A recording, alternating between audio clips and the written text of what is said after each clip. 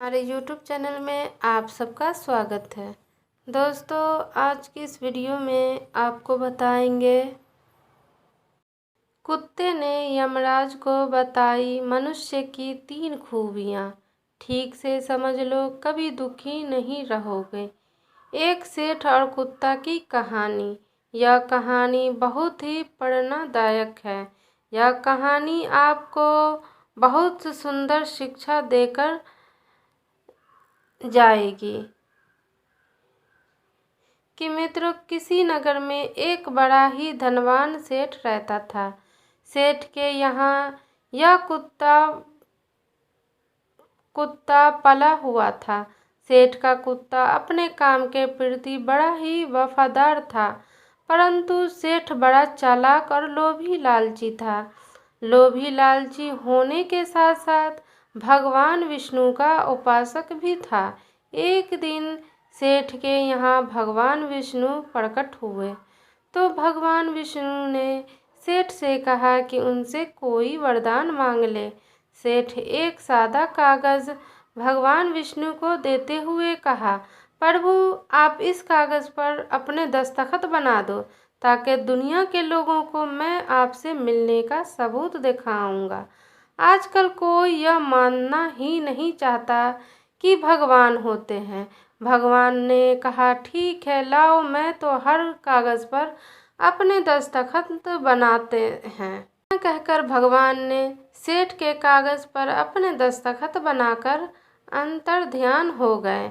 सेठ भगवान के दस्तखत वाला कागज लेकर हर समय अपनी जेब में डालकर रखता था।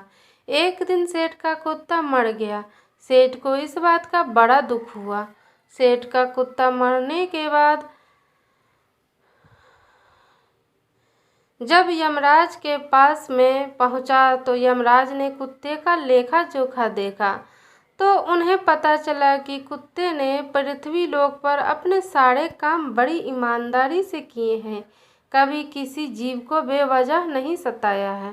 पशु पक्षी जीव जंतुओं की कभी हत्या नहीं की है। इसके अतिरिक्त अपने मालिक के प्रत्येक कार्य बड़ी निष्ठा और ईमानदारी से किया है। कुत्ते का जन्म पाकर भी तुमने कोई घृणित काम नहीं किया, इसलिए तुम्हारे पिछले जन्मों के सारे पाप नष्ट हो चुके हैं। यमराज बोले हैं, कुत्ता, अब तुम ही बताओ कि तुम कहाँ रहना और कहाँ जाना चाहते हो। हम तुम पर बड़े प्रसन्न हैं। तुम्हारी मांग को पूरा किया जाएगा। बताओ। यमराज की बात सुनकर कुत्ता बोला, हे प्रभु, आप चाहे मुझे स्वर्ग दो या नर्क दो, मुझे सब स्वीकार है, पर मेरी एक बात ध्यान रखना, मैं जहाँ भी रहूं पर मनुष्य के बंधन में ना रहूं।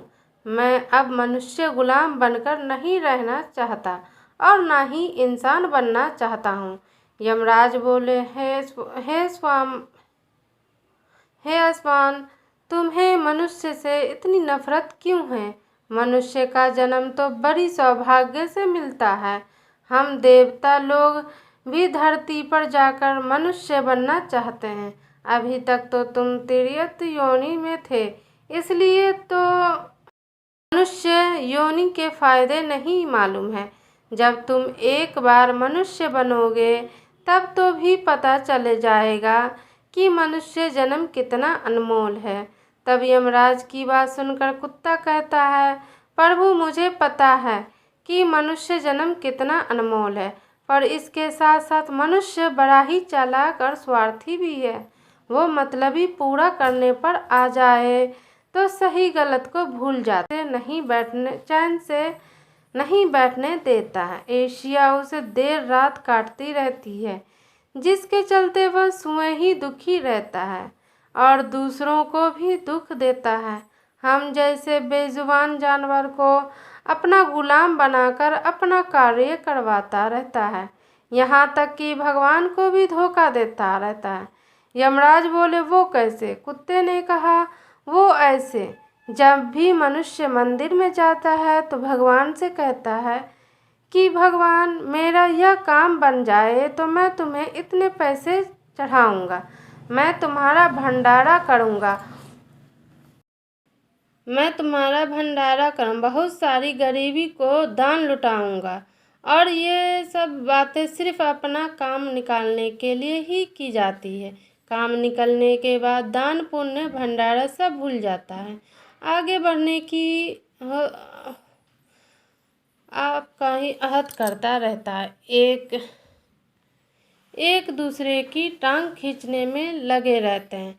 ना खुद ऊपर उठने का प्रयास करता है, ना उठने देते हैं, ना चैन से खाते हैं, ना खाने देते हैं। अपना काम बनाने के लिए दूसरों को धोखा देता है। और उसकी आदत देखिए, भगवान को भी लालच दिखाकर अपना काम बना लेते हैं। फिर बाद में कहता है, भगवान का तो सब कुछ ही है, मैं उससे क्या देख सकता हूँ। इस प्रकार कहकर वह अपनी बात से मुकर जाता है। इंसान के बुरे कर्मों को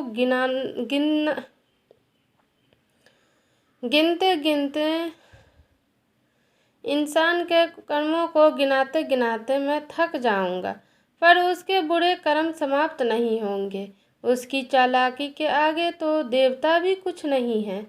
तब कुत्ते की बात सुनकर यमराज कहते हैं, हे कुत्ता, माना कि मनुष्य बहुत चालाक है, पर हम देवताओं से ज़्यादा बुद्धिमान नहीं हो सकता, क्योंकि हमारे यहाँ जितने भी जीव आते हैं हम ही उन्हें सजा सुनाते हैं। वो हमारे अधीन होकर ही काम करते हैं। तब कुत्ता कहता है, हे यमराज, आपके पास जो जीव आते हैं वे सब मरे हुए होते हैं। आपका पाला किसी जीवित मनुष्य से नहीं पड़ा है। यदि आप किसी जीवित मनुष्य के साथ रहते हैं तो आपको पता चल जाता है कि जीवित मनुष्य कितना खतरनाक होता है। कुत्ते की बात सुनकर यमराज की तेवर चढ़ गई। सोचने लगे, यह तो हमारे ही सामने हमारी ही बेइज्जत कर रहा है। इससे दिखाना होगा कि मनुष्य हमारे सामने कुछ नहीं है। उसके चालाकी हमारे सामने नहीं चल सकती। इतना कहकर यमराज ने अपने कुछ दूज भेज दिए और कहा कि जाओ, इस कुत्ते के मालिक सेठ को ही जीवित को उठा लाओ। हम देखते हैं कि वो हमारे सामने क्या चालाकी चलती है। यदि हम जीत गए तो मैं इस कुत्ते को जन्म जन्मांतर तक नरक में डाल दूंगा। मित्रों, कुत्तों को पूरा विश्वास था कि जीवित मनुष्य एक अकेला ही पूरे स्वर्ग में खलबली मचा देगा। अब वो तो यमराज का आदेश पाकर यमराज के दूत सेठ को लेने के लिए चले गए और उसे चारपाई से सोते हुए उठा लाए।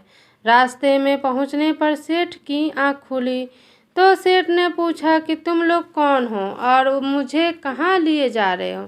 तब यमदूत ने सेठ को सारी कहानी सुनाई कि तुम्हारे कुत्ते से यमराज की शर्त ठहर गई है। तुम्हारे कुत्ते ने यह कहा कि धरती का मनुष्य बड़ा चालाक होता है। यदि उसे जीवित स्वर्ग में ले जाया जाए तो वह यमराज को भी चूना लगा सकता है।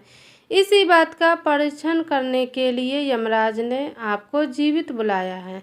सेठ की पूरी बात समझ में आ चुकी थी। उसने तुरंत भगवान के दस्तखत वाला कागज निकाला और उस पर कुछ लिखकर उसे अपने जेब में रख दिया। यमदूत सेठ को लेकर यमराज के दरबार में उपस्थित हुए। सेठ को देखकर यमराज सोचने लगे कि मानव भला मेरा क्या बिगाड़ सके। सेठ यमराज के सामने जाकर खड़ा हो गया और वही कागज जेब से निकालकर यमराज को पकड़ा दिया। यमराज ने जैसे ही सेठ के पर्चे को पढ़ा तो पढ़ते ही यमराज अपने सिंहासन से उठकर खड़े हो गए और सेठ के चरणों में आकर बैठ गए। सेठ को अपने सिंहासन पर बैठा दिया और स्वयं सेठ के स्थान पर बैठे थे। यह देखकर यमराज की सभा के सारे लोग आश्चर्य में थे कि ये मानव यमराज को गद्दी पर बैठा है और स्वयं यमराज नीचे खड़े हैं। यह कोई ज़रूर पहुंचा हुआ लगता है। यमराज की गद्दी पर बैठने के बाद सेठ ने सबसे पहले यमलोकपुरी के सारे नियम कानून बदल डाले। स्वयं यमराज को यमलोकपुरी का पहरेदार बना दिया। सेठ सोचने लगा कि जब मैं मरूंगा तो मुझे भी यही आना होगा। यही सोचकर सेठ ने नरक में पड़े सभी नरकवासियों को निकालकर नरक लोक का द्वार हमेशा हमेशा के लिए बंद कर दिया और सभी नरकवासियों को स्वर्ग में भेज दिया और यह आदेश कर दिया कि आज के बाद जो कोई यमलोक में आएगा उसे स्वर्ग में भेजा जाएगा। सेठ का ये आदेश सुनकर सब देवताओं में खलबली मच गई, परंतु कर भी क्या सकते थे क्योंकि वो आदेश यमलोक के राजा ने दिया था। अब तो धीरे धीरे स्वर्ग में भीड़ लगने लगी। स्वर्ग के कर्मचारी परेशान होने लगे कि अब हम क्या करेंगे, इतने सारे जीवों की सेवा कैसे पाएंगे। यमराज को जीवित मनुष्य को स्वर्ग में लाना बहुत महंगा पड़ गया। उधर कुत्ते ने देखा कि सेठ जी ने सब कुछ बदल दिया। आखिर यह कैसे हो गया, तो उसने सेठ से पूछा कि आपने यह कैसे कर दिया। आप तो यमलोक के राजा भी बन गए, अब तो मैं सारे जीवन आपका ही नौकर बनकर रहूँगा। कृपया मुझे बताइए कि आपने यह सब कैसे किया। तब सेठ जी ने धीरे से कुत्ते के कान में कहा कि जब मुझे पता चला कि मुझे जीवित यमलोक में ले जाया जा रहा है तो मैंने भगवान के दस्तखत वाले कागज़ पर लिख दिया कि हे यमराज, जिस जीवित मनुष्य को तुम यमलोक में बुला रहे हो उसे यमलोक की गद्दी पर बैठा देना।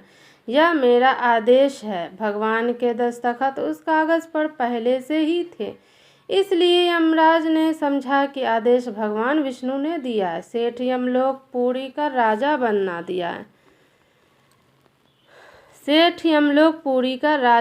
दिया जाए और मैं यहाँ का राजा बन गया। सेठ की बातें सुनकर कुत्ता बहुत खुश हुआ, कहने लगा इंसानी दिमाग जहाँ भी रहे अपनी खुराफात को करेगा ही।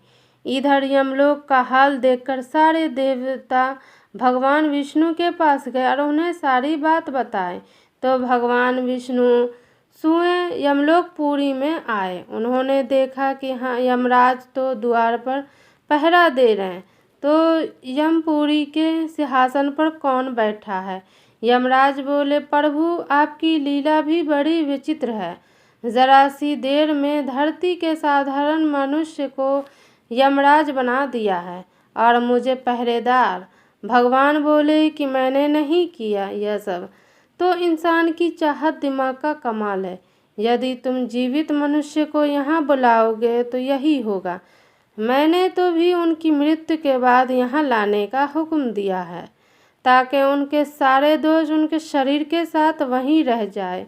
मित्रों, इतना कहकर सेठ के पास भगवान पहुँचे।